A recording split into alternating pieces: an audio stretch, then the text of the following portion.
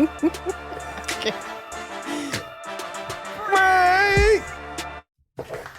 Yo. Amen. You know, it sounds like I said amen. Yeah. But I'm saying amen. Oh, my gosh. But we're going to switch that up. I'm going to say amen. Yeah. That's what I'm going to say today, amen. Because one thing about what we got going on today is, who is Cash Green? Oh, That's right. man. That's right. Who is Cash Green? He is a District 7 city councilman who never thought that he would sit in this seat. Politics was never on the menu, right? But what's on the menu is to make people's lives better, hence the name Cash. If we don't have cash, how can you improve the quality of a person's life? And if it ain't about cash, then what are we talking about? What are we talking about? What are we Right? talking about? What are we talking about? Yeah. Well, one time for Cash Green, one time for Cash Green. But one thing that I got to do before my co-host even fuss me out, I want to say this right here. Welcome to Lesson to Legacy. Yes. My Lesson to Legacy. Yes. On the Convo. The Conversation, where we get that guapito.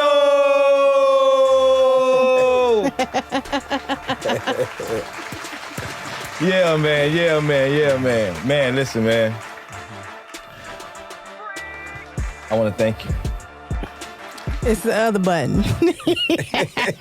You're doing good, man. You're doing good. You know, that's why, hey, listen, this is the... Hey, we own one today, man. It was Norfolk State homecoming Yes, was sir. this weekend. Yo, NSU, one shout out to Norfolk State, man. One time. Behold. Yes, sir. And we also have didn't you graduate from Norfolk State? I did, and did. Okay, and did. Look, you know, it's crazy. I was seeing things going around with saying, did you graduate from Norfolk State? Yeah. And then people had to join the bottom. Yeah. I was going to do one and say, did you graduate from Norfolk State? I was going to say, no. I sold. Beep. Beep, beep. But one thing about it, one thing that we do here, right? Yeah. We don't hold nobody accountable for their past That's right. when they're making the difference, That's right. right? That's So right. I say that in joking, but I Yeah. can say that because I'm here today to talk about it. Yeah. And it was time that, for real, that, you know, I never thought that I'd actually be here. Yeah. And I'm saying that to say, us growing up, right? We was brought up to not really understand what the whole thing of politics is, Facts. Right. right?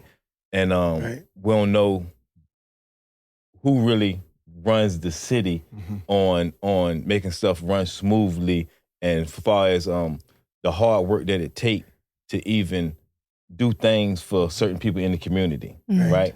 They don't understand that it's tough, especially when people don't have money to give, and you're trying to do all these things. That they don't understand that things not ran for free, right? And people be having, be falling short because they can't do certain things, can't honor certain people, can't have these buildings, can't have stuff for education, can't have stuff for, just for the excitement of the city, right? And that's one thing that I want to say, I'm glad that I met you and was able to, and it moved fast, right? Yes, sir. And it moved fast. So I want to take this time right now to really let you explain to the people, not only about politics, but exactly what you do. Right. So I'm grateful to be on your show, and thank you for having me. It's always an honor. I treat this show just like I would if I were on Channel 13 News Now, right? What made politics something for me, I sold cars at RK Chevrolet, RK Subaru. I was good at negotiating, right? But because of my diverse background, right? I have respect for white, because it took white people to mentor me, not just African Americans. My father was a veteran of the Vietnam War, so when he came back, he was never the same. He was shell shocked. And so I wasn't raised with a father. And so it took people from the community, which was white, African American, Latino, and Filipino, to raise me. And I realized 10 years ago, I was really good at negotiating for people, right? Making the owners of a company money, but also making the people feel like they got a good deal. And the reason why that was important to me in selling cars, because I remember when I would buy certain cars, how I felt like I didn't get a good deal. My credit score was so low. So I came with a mission to make sure that the people who had a 545 credit score, that I would make sure that they got the same type of deals that a person that had a 700 Beacon score credit score. And so I knew how to fight for them in a way that they may not knew that they got such a great deal at that time, but they would know later. And so I became very successful, salesman of the year, after year after year. I got plaque after plaque. No money, no more money, but they gave me plaques, man. And then someone said, you should run for office to represent us, because look how you negotiate for us when you know my credit score is shot. You know that I didn't need to buy a car, but I had to buy a car because I was in an accident. I mean, if it wasn't for me sending them away, then the owners, they're taught to make most of their money off of the people that have low credit scores. Yeah. So tell me this. So it's like, especially when it comes to that, when it comes to selling cars, you know, people put that in the mind of a car salesman and a politician is like one of the same, right? I might as well become a lawyer. I'm working on that. But it's crazy because I know, like, with dealing with cars, you automatically know or feel not to trust. Fact. You know what I mean? Yep. So when you do make somebody comfortable on fighting for them, you know, and you know, that's with anything, especially with politicians. You want to make them feel comfortable, right? And that also goes with trust, right? So, what are some of your angles that you actually go to make these people trust you to even want to deal with you? I mean, did you bring some of that stuff from you dealing with the cars and you know, did you emulate that into your politician? I did. There was a general manager named Greg Reynolds who taught me decorum, who taught me to be a gentleman, right? He wore a suit all the time, and he spoke to people no matter their stature in life, whether they came in with coveralls, bibs, or a suit, he treated everyone the same. And there was a person, because we were making all the money we could off of, we make your money in car sales off of your trade-in. This is why it's important for you to look online, see what the value of your car is before you take it into the dealership. Well, her car was valued at $10,000. Well, we offered her $5,000. That's how you make the money. Yeah. And so she said, I know my car is worth more. And this is my first year in selling cars. And so she said, I want to speak to the general manager. So he came out, and I thought for sure he was going to lie to her. I said, no, ma'am, your car is only worth $5,000. I said, no. He says, no, your car was valued at $10,000. But in business, this is how we make our money. Exactly. This is how we keep our lights on. He says, so we offered you $5,000 because we felt that was fair. And that taught me right then and there. He had an opportunity to lie, but he didn't. He told her the truth in such a business professional manner that from then on I said, there's no reason for me to lie anymore to my family, to myself, to anyone else.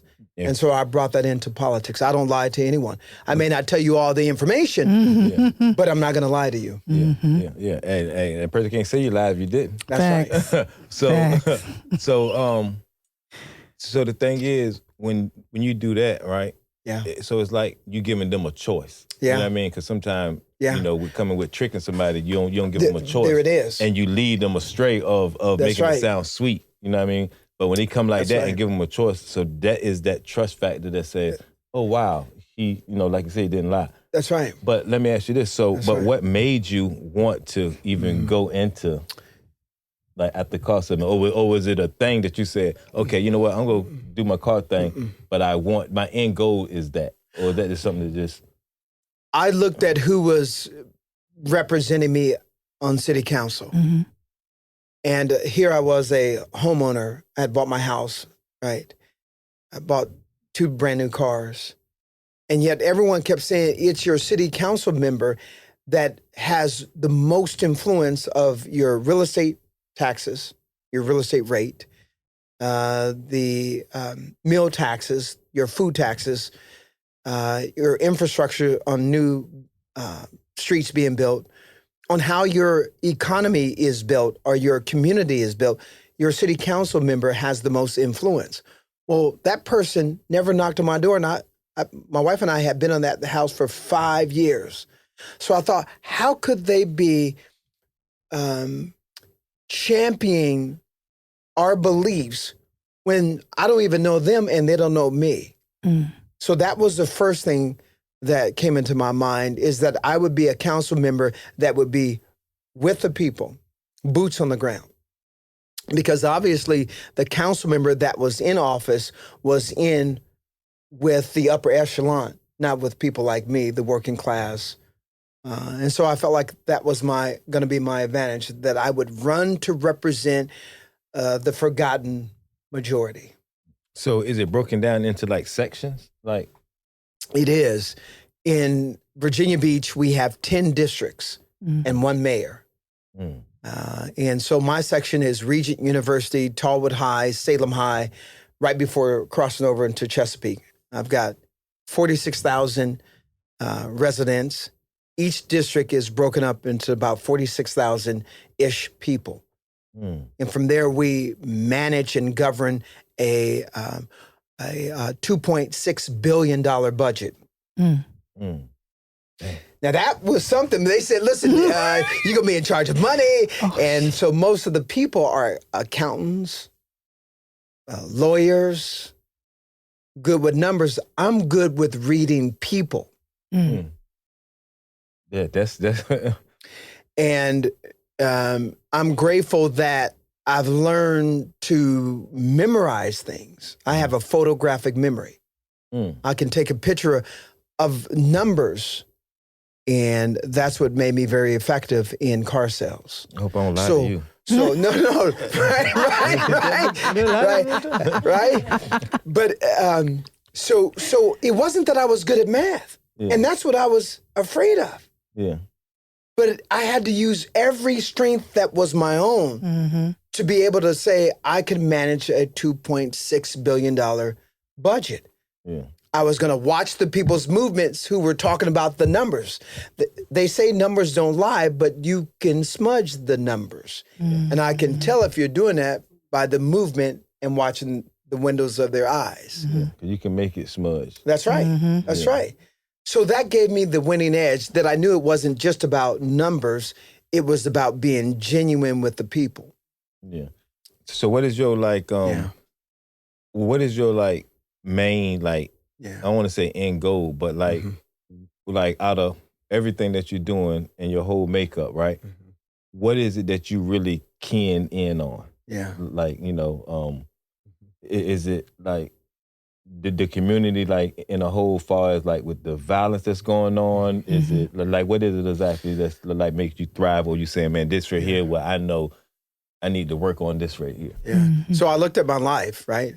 Here's a guy that I am very good at fitting in, right? And so I wear a suit every day because I came from a family where we were eating out of the food stamp line, right? Mm-hmm. Raised by my grandparents. It was a food stamp line? In where I grew up at. Mm. Yeah. Oh, wow. And where was that? That was in don't judge me, because Virginia Beach, I love you. Right? My home. San Diego, California. Okay. Military families, that's where I was born. Gotcha. Okay. And so my mother, when my father, who was shell-shocked from Vietnam, was never the same, she was taken by the crack cocaine epidemic, which landed my sister and I to fend for ourselves, and ultimately they came and took us out of the house, and we were raised with my grandparents when I was in elementary school.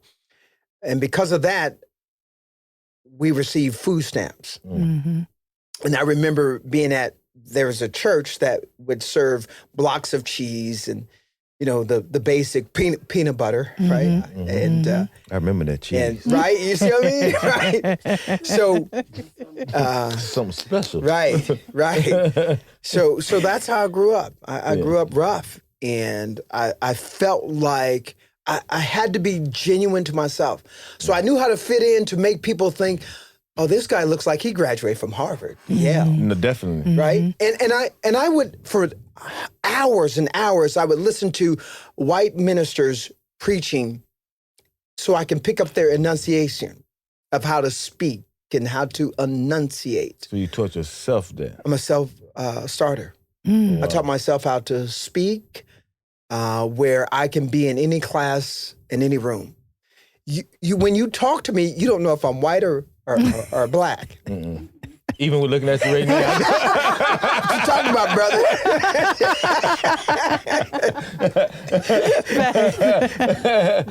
but I just knew we received so much backlash. I mean, I remember going to the liquor store and pulling out the food stamps to pay.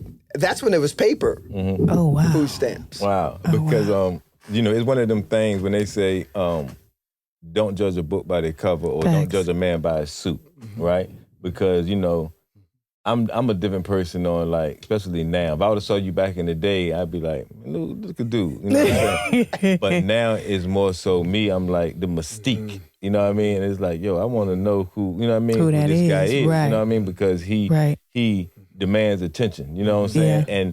And on top of that, a whole lot of people look at things like, for instance, because if I was younger, right, and this ain't a joke, the first thing that come to mind is Pee Wee Herman, right? But then it's like... I thought you were just going to say Carlton from the Fresh Prince of Bel-Air. Yeah, see, but... That's what I've been called a lot. But I think the suit, you know how people had the gray suit? You know how people had yeah. That's just me. I was like a class clown, you know what I mean? So, meet Carlton, it was cool. Right. But I messed with Pee Wee. Yeah. You know what I'm saying? I was the one, I'm a dancing guy, so I was doing the Pee Wee Herman and stuff with the suit on and stuff, you know what I'm saying? Right. But I'm saying, though, I'm the kind of person that if I go into a room, right, I'm going to look at you, and I'm the kind of person that's going to say, yo, what might be funny to somebody else is not funny to me. Facts. I see money. You know what I'm saying? I see, okay, what is it that he does to be able to get, you know what I mean, where he at and actually what he doing. You know what I'm saying? You know how I grew up with LA had spilled over into San Diego, so Bloods and Crips were in my neighborhood. You either were an athlete or you hung out with the homies or you went to church, right? So I have all three of those elements within me. Yeah, because like far as like I always tell the story, when I was on the corner, right? I was on the corner slinging drugs, right? It was a thing of, I put on my mind frame business-wise. So I knew the stuff that I needed to make everybody come and deal with me, right? Because, like I said, everything I did, I always had that business mind in it. So I knew what was cool, right? So I said, I need the car, right? I need the jewelry. Right. You know what I mean? It was certain things that I needed. The same thing when I was seeing certain guys ride past, it made me want to go deal with them. I said, I need to get these guys beside me to want to deal with me. So I'm going to emulate them, but I'm going to make them more better. You know what I'm saying? Regardless if I had to go finance the car or put the jewelry on layaway, however I had to get it, I knew once I got it, it was going to make me more money. You understand what I'm saying? So by using that, it's the same thing what you use far as with your suit. You know what I'm saying? Because like I said, you was going to dress that way anyway. Right. But to make it fit like that is like a marketing tool. And I'll tell you where it was crafted from. I would go into the liquor store coming from church. Remember, I went to church. My grandmother would take me. And so I was dressed in a suit. The same owner of the liquor store would give me respect. Hey, how you doing? Okay, good to see you. And then the other days, that it wasn't Sunday, I was in my hoodie. Not that hoodies are bad. I would advocate for telling people they're not going to rob your store if they wear hoodies. But this is my story. So when I wore the hoodie, that same guy was watching me at every aisle as if I was going to take something. The same guy who saw me for years. But the minute I had that suit on, it demanded a different attention, respect. And that was for me. And that's not for everyone, but that was for me. And from then on, I felt like that's the person that I needed to be in order to push past certain biases that people have. Yeah. I felt like I needed to do that, to put someone who truly was fashioned by the streets into office. Yeah. And once I got in office, I made this decision because everyone said, well, you must come from a wonderful, mannered background and family and lawyers in your background. I've got pimps, Black Muslims in my family, and a life of sin. And then church people. Yeah. I mean, some of them served our country, but my family was a melting pot of more of the streets than church. I think we had one person that went to San Diego State University, and that was it. So once I got into that seat, and there were kids that were dying in College Park, shooting each other, right? It reminded me of San Diego, right? And I went to more funerals than I did weddings, right? That's a problem. That's a problem. It wasn't until years later that I started going, oh, this is what weddings are like. So I vowed to be myself once I was in the seat, which means that my seat represents those that have went to the school of hard knocks and they are this side of life. And my job is to tap them on the shoulder and to tell them it's your time to be in a place of leadership. Come up here. Yeah. It would have been easier for me to stay with that model, that well-groomed background. I'm with all the upper echelons. I'm with Carlton. But, not Pee Wee. But not Pee Wee. But that's not my story. Yeah, it's not your story. My story is individuals like you, where I believe in you. Yeah. And it takes courage because people are going to see us together and be like, what's this? It's your time. To build, create something in the community. All your ideals for the kids that you want to craft to go in a different way. Well, you have someone in government that hears you and listens to you and respects you. One time. Hey. Yeah, man. So you just gave me chills, man, because that's something that I've been trying to do, and that's why when I got introduced to you from my good friend DJ Rob. What up, Rob? Shout out to Rob. And you sat down and we talked. It seemed like I've known you forever, you know, and we got some great stuff that we definitely gonna be doing for Virginia Beach. That's right. That's right. But I want to start with the first. You know, you already had a couple of things in motion that I'm definitely gonna hop on to be a part of it. I'm coming in on the the tail end, and it's great. So I'm just trying to see whatever I can do to enhance it. Yeah. But let's talk a little bit about that on what we got coming up. You're coming in on the Timberland Way, the end of that, where we are going to do something nice for Hannon Lane, who's a music producer who lives here. I sold cars with him at RK Chevrolet, RK Subaru. So Hannon Lane said to me, I'm this big music producer. I was like, but you're selling cars with me. So, and then, right? But he would wear the gold and buffed out. And you had your suit on? I had my suit on. Hey, man, that's right. Yes, I did. Right? And then later, I looked it up. I was like, yeah, it's true. So that made my connection to Hannon even more because I saw his struggle. Here's this music producer that we haven't cultivated behind and haven't gotten behind. And I did the same thing for Timberland. I went to my colleagues and I said, hey, we need to honor Timberland, who grew up in Virginia Beach, who went to Salem High, which is a visual performing arts. And they said, well, what has he done lately? What have you done for me lately?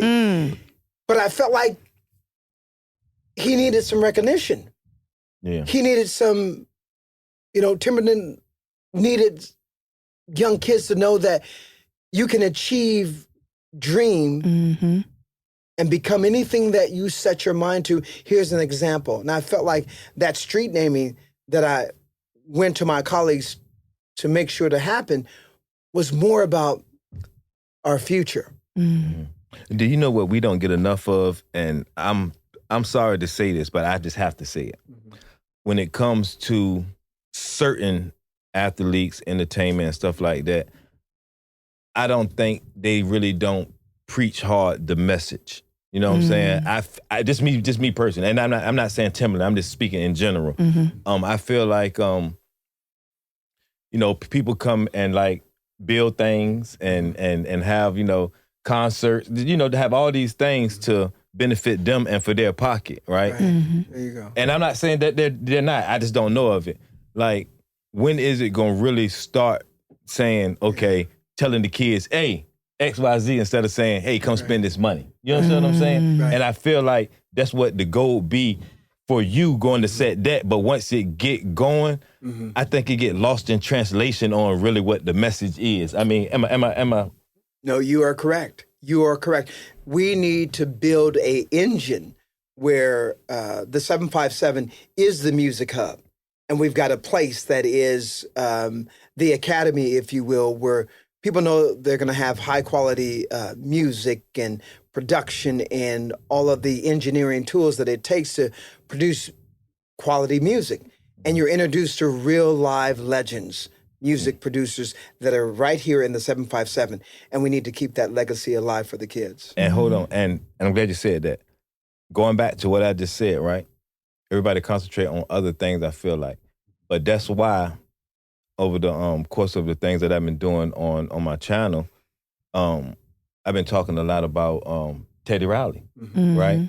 And I just feel like he was that guy. He was the only one I just feel when he first came here and he had the New Jack Swing basketball tournaments and he had the talent shows and all that stuff. That's the type of stuff that you gonna do to keep the kids out of trouble. Like when he did that, he brought everybody to him. You know what I mean? When he had the basketball court, he brought everybody there. When he did the talent show, he brought everybody there, right?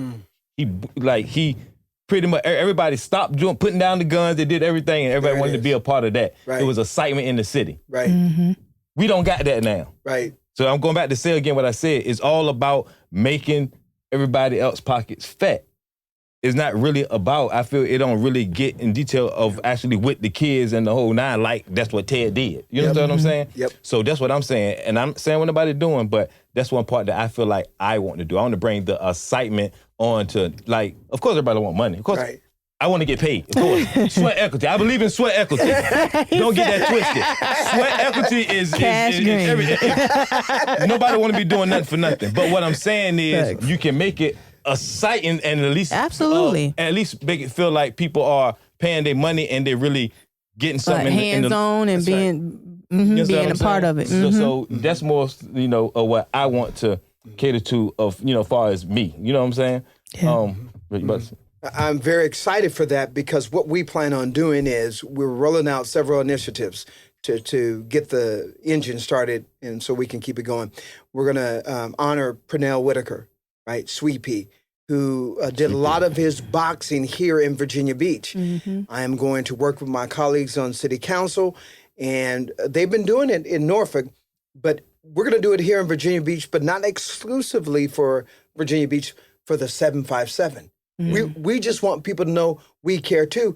And I'm so grateful that I'm connected with you because we can sure use your help, right? Next is we're going to do something that is outside of the box, but that's because we are culturally based. This is highlighting the Latino boxing heritage. Latinos, baby. Hey, baby. Como esta? Hey, baby. Right? And we're doing that because they're here. And it's another sport initiative which will bring communities together where we can have activities for the kids. We can show that boxing is a disciplined sport that allows them to be more disciplined, not just street fighting, but actually for competition. Sweet Pea and many Latino boxers brought such a class to boxing, and it was a money generator. So we're looking for sponsors. We'll be talking about that later. And then the ultimate is to connect with you on making sure that people know that this was a music hub. New Jack Swing, right? That's my era. That's all the stuff that I listen to this day. So we are going to revitalize it. We're going to make it to where we have buildings and people names who are legends on those buildings. And as long as I'm in that city council seat, I look forward to making that happen. We maybe have a park named after you. You never know. Hey man, listen. You never know. Hey, listen. You never know. Just like I told you, I don't want to be honored, right? I don't like my whole thing is, especially I'm the kind of person that, outside of the underworld. Yeah. I did some things, musically and all that, but I feel like, just me personally, once I went through my transition of prison and all that, and I made it out. Yeah. Now it's time for me to do my work that I want to do. And then once I do that, then we can go revisit all that. You know what I mean? But I ain't tripping on that because I had my glory with, with all the excitement of that. That ain't even what I'm even here for. You know what I'm saying? I'm really trying to make a difference because I look at it like I really messed the streets up, especially being from Virginia Beach. And I look at it like, especially from the youth, they pride themselves on looking at the street guy. You know what I mean? Whatever the street guy got going on, that's what they, emulate. It's time to change that. You know what I mean? To look at guys like yourself. You know what I'm saying? And because I just, I'm real big on, I feel like the message is just getting lost. And this is why I'm grateful for my team, Nicole Clark, Erica, who's in the building. Shout out to both of you, Bossy, Dr. Praneek. And then I've got some hidden missiles in the back where I need them at the certain time at the certain place. But we've codified, right? I've learned that by the white preaching tapes. Codified. Yeah, because I don't know what that means. I just hit you with the But we've formed and crystallized our group to where we could keep the money flowing, where it's not just a grab bags, secure the bag, and go. It is a secure the bag. No, which let me stop. No, but there is a shout out to Tanita who did secure the bag. Oh yes, shout out. And hers was good. Now hers is different because hers is about education, and so shout out to her because I'm definitely on her team, 100%. Shout out to her, 100%. But what I mean by this is that if we started, if Teddy Riley came here and started this engine of music and community, I believe that it's destiny for me to sit in this seat, tap leaders like you on the shoulders, and so that we can have a place for our creatives to know that they have a home. They don't have to leave the 757 to get recognized. Yeah, because all the old creators who made a lot of that stuff go, a lot of us are sitting on the outside, right? Knowing that we was part of things that actually made it run. You know what I'm saying? Like, you got a lot of people who played the background, you know what I mean, and didn't get recognition, didn't get, we didn't get the fruits of the labor, you know what I'm saying? And we still got them same ideas. Because you gotta remember, we was the ones who helped create that, you know what I'm saying? And we still creators, But I want to say this right here. People don't understand too, everything that you do, it takes money. It does. Right? Like, you're not funding this out your pocket. You know what I'm saying? Right. You are that bridge between this and that, right? Yep. What are some of the things, though, that you really want to stress why sponsorship and stuff is important? Yeah. It's important. When I was running for office, my wife and I, we took our life savings because we believed in Virginia Beach embraced me. Even though I was born in California, Virginia Beach was good to me. The people in the 757, not just Virginia Beach, the whole 757. My wife is my second wife, right? Because I had to learn. I learned a lot. I told you, School of Hard Knocks, right? Yeah, I am the example.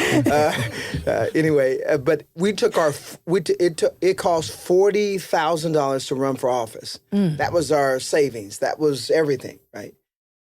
And I gave it all so that I can represent those who came from the School of Hard Knocks, to tap them on the shoulder and say, now is your time to be in leadership where you can actually design how our communities will look, what programs we have operating, how the street is paved, what buildings are built, what building needs to have a refresh or a remodeling. And in order for that to happen, I need the community to believe in this by giving generously. So sponsorships are so important because if you don't sponsor, then the initiatives just lay dormant, right? Because Councilman Cash Green doesn't have the cash like he used to. I told you I spent it all.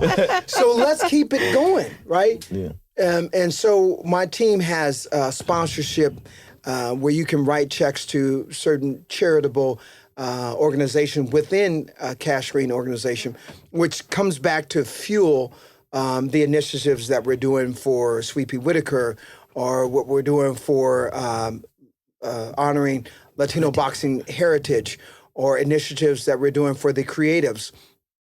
It is so important. If not, then people leave because the creatives, the young people, don't have a way to express themselves without picking up a gun.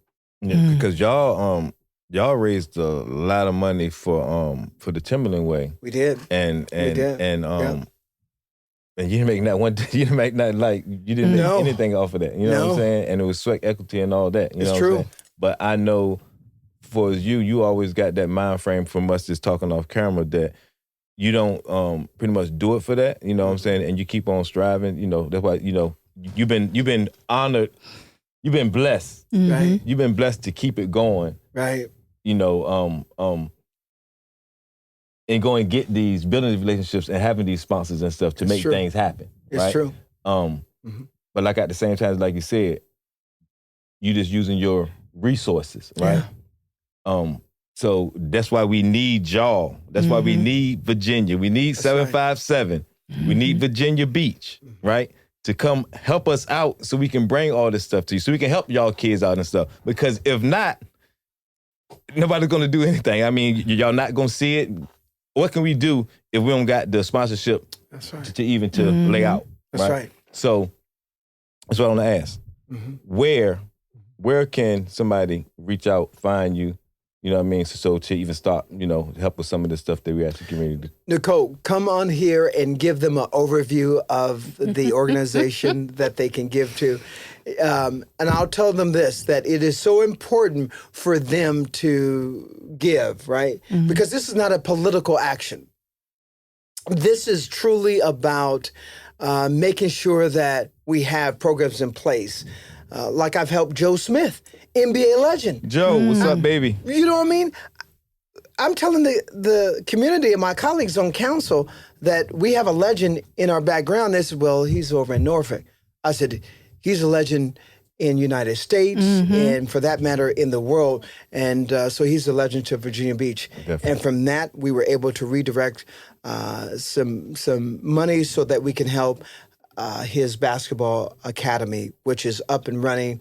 And so we're going to continue to do that. So we have an organization, and we don't want this to be a political organization, because if it was political, then I would give you my political address. Yeah. So it's very important. We're working on that right now where we can give that information to you. But I'll tell you this. With the big initiatives that we have going on, we have some named people. I was on the phone with Roy Foreman, George Foreman's brother, who's excited about doing some initiatives here, who is super excited. So right now we have the spotlight on us. I've got Mama Ali, who I was on the phone with last week. Shout out to Captain 85, who has passed away. And Captain 85 was such a connector, and he passed away. And it was Captain 85 who believed in me and said, this man will help our community. And he gave me Mama Ali's, which is Mama Ali's second wife. He gave me her number, and I said, listen, I'm thinking about doing a boxing event here in Virginia Beach. She said, you call me, and I will be there. We got Roy Foreman. We got Mama Ali. We've got Mike Tyson that is interested. We've got all of these noted, famous worldwide that are saying to Virginia Beach and the 757, because of Timberland Way, we have the spotlight on us. So I would tell you, do not let the fire go out. Yeah. It's an Olympic torch, like Sweet Pea Whitaker, who lit the Olympic torch for Virginia. He put us on the map as a Olympian that was a gold medal Olympian, and I'm not going to let that torch die. Sweet Pea. Definitely Sweet Pea, Yeah. man. Shout out to Sweet Pea, RIP, man. You can't, I feel when it comes to that, and I'm going to be... You're going to say it? Yeah. Okay. And I'm going to be all the way 100 when I say this, right? I feel like when it comes to certain people past, people don't know how to forget. You know what I mean? People don't understand or really understand the meaning of change. Because you have people who say they change and then come to find out that they don't. So that would make it hard for other people, right?